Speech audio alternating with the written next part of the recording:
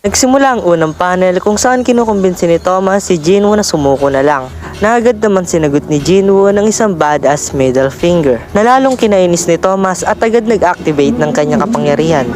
At makikita sa likurang bahagi ni Thomas ang kanyang mga subordinates habang ganun din ang mga Shadow Army sa likurang bahagi ni Jinwoo.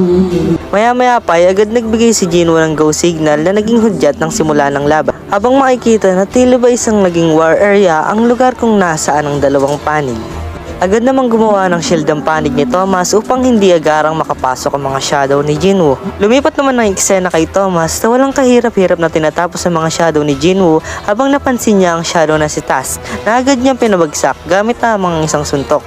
At tapunan niya ang isang lokasyon kung nasaan si Jinwoo na walang kahirap-hirap pinapabagsak ang mga tauhan niya. Naagaran naman niyang pinuntahan at sinalubong naman siya ni Jinwoo ng isang matalim na titig.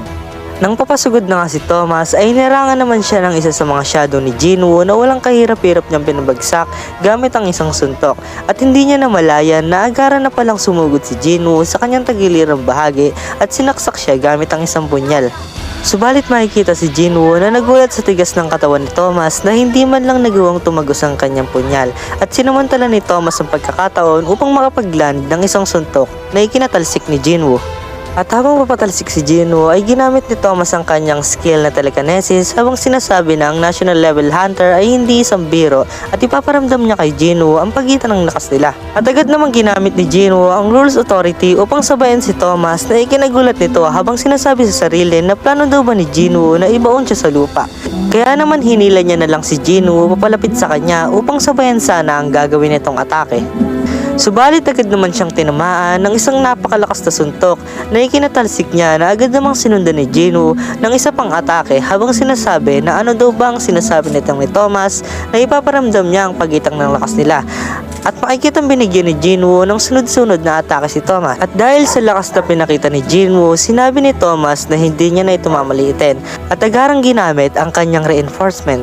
Lumipat naman ang eksena kila Mr. White habang sinasabi ng kanyang driver na ipaliwanag kung ano ang mga nangyayari na sinagot naman ito na wala na silang oras. Habang makikita nila ang magical energy na nilalabas ni Thomas. Habang bumalik naman ang eksena kila Jinwoo at Thomas na makikita ang reinforcement form ni Thomas na papalapit kay Jinwoo na agad namang nagpakawala ng atake na makikita ang sa lakas ng atake halos madurog ang kalupaan at tinawag ang ataking yon na collapse. Subalit nagawang iwasan ni Jinwoo ang nasabing atake kaya naman nag-activate si Thomas ng isang spell na sa sobrang lakas ay naramdaman ito ng kanyang mga subordinates, ganun na rin ang mga shadow ni Jinwoo. At makikita na nakabuo ito ng tila ba isang black hole na maging ang mga shadow army ni Jinwoo ay nagawa nitong higupin. Mabuti na lamang ay nakaiwas si Jinwoo at napatanong sa kanyang sarili na ano daw ba itong napakalakas na puwersa na malamang nga daw na kung hindi dahil sa kanyang commander's authority ay malamang na nahigop din siya nito. At makikita ang pinsalang naidulot ng black hole na ginawa ni Thomas sa kapaligiran habang sinabi na hindi na siya sasablay sa susunod at natapos ang chapter sa mainit na titigan ng dalawa. By the way guys, my name is John at kung nagustuhan nyo ang video na to ay pahingin naman ako ng like, comment at subscribe na rin para sipagin pa akong gumawa ng video na katulad nito. Maraming salamat!